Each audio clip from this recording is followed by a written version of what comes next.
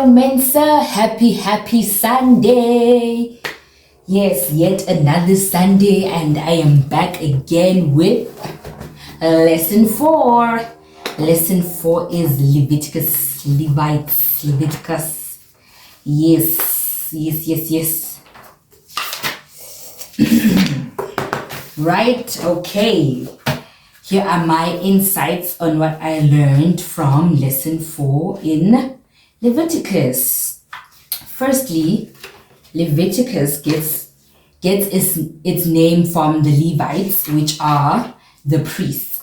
And the book is centered and called the Book of Atonement. What does atonement mean? Atonement means the action of making amends for wrong or injury.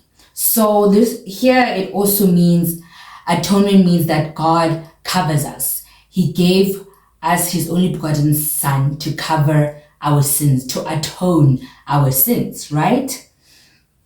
And then there was a part from Leviticus 1 verse 3. It says that God asked them to give lambs that were spotless and without blemish. So to me, that means that we need to give God our best all the time. We need to be intentional about giving our time to God, giving our service to God, giving our finances to God, putting him first and giving him the best, right? And then Exodus and Leviticus, in this book, they say that theocracy was established in Exodus and in Leviticus.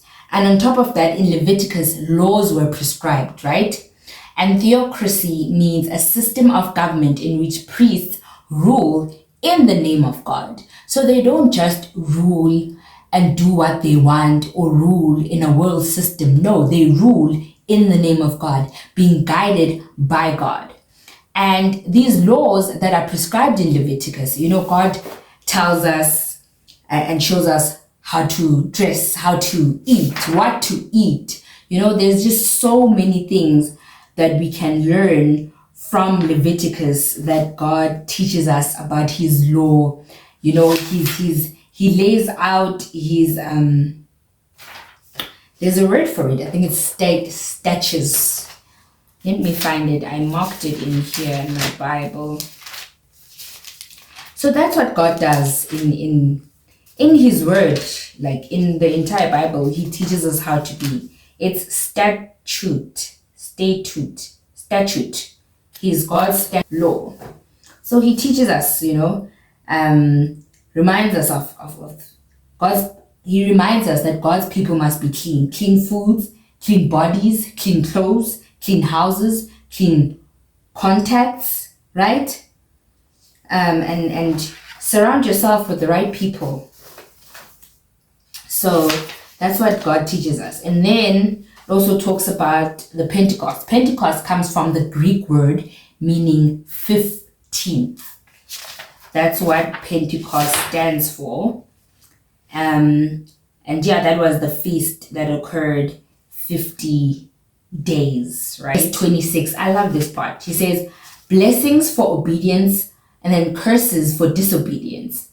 To me, that says there are consequences to every action. There are consequences of being obedient and there are consequences of being disobedient. That's what God does. That's who he is as a father, as a parent. So even our parents, they teach us ways and how to live. And there are consequences in life and in everything. There are consequences, good and bad.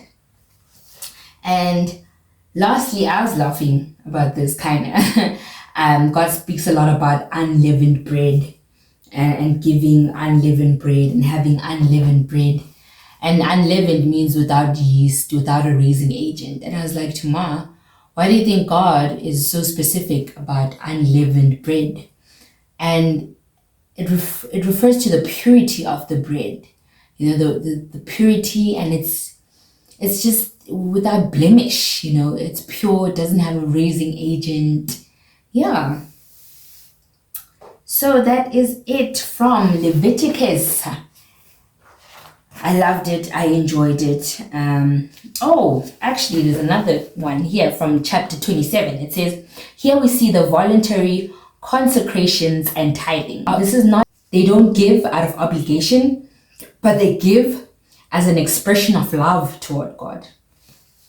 And it made me think, even with us, we tithe as an expression of love toward God. Whatever we do that is written in the Bible, we don't do it out of obligation. We do it out of the love that we have for Him, out of just seeking relationship with Him, right?